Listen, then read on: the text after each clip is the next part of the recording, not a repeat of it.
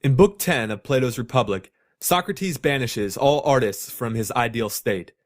He argues that the creations of art are farthest removed from the truth, and therefore, art turns the mind of the spectator away from truth and toward the realm of becoming.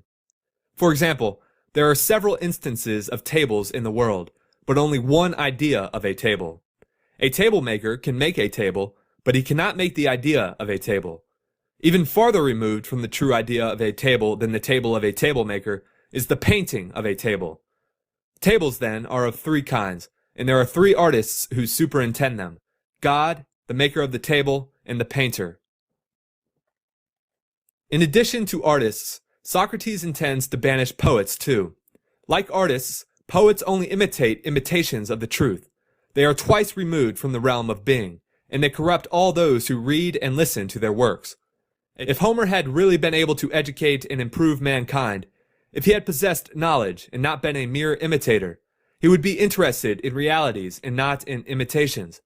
And instead of being the author of encomiums, he would prefer to be the theme of them. Despite this slight objection, Socrates makes a compelling argument that poetry feeds and waters the passions instead of drying them up. She lets them rule, although they ought to be controlled if mankind is ever to increase in happiness and virtue. He argues that watching tragedy renders us unable to deal with misfortune when it befalls us, because tragedy trains us to become excessively emotional. This argument is interesting because it directly contradicts Aristotle's argument in the Poetics that tragedy purges the audience of fear and pity, rather than strengthens these emotions. Socrates moves the conversation to the topic of the afterlife. He argues that the soul is immortal because neither good nor evil can destroy it.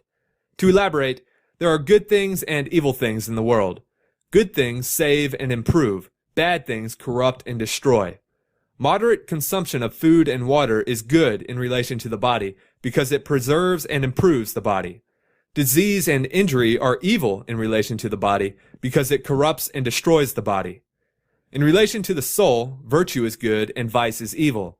But no soul has ever died from vice, and therefore Socrates concludes that the soul is immortal. If the soul is immortal, where does it go after the death of the body? Socrates answers this question by telling a story about a man who died, traveled to the underworld, and returned to life. The story is very similar to Dante's Divine Comedy. The man in the story sees a judge condemning wicked souls to a hell-like underworld and permitting just souls to enter a heavenly paradise. After spending 1,000 years in either heaven or hell, the souls choose another earthly body to inhabit.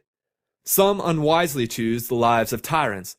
Others choose the lives of animals because they experienced much misery at the hands of their fellow men, and now they detest human nature. But the wisest souls choose lives of moderation that are free from cares, luxuries, and wickedness. Just life is the best life. This must be our notion of the just man, that even when he is in poverty or sickness, or any other seeming misfortune, all things will in the end work together for good to him in life and death.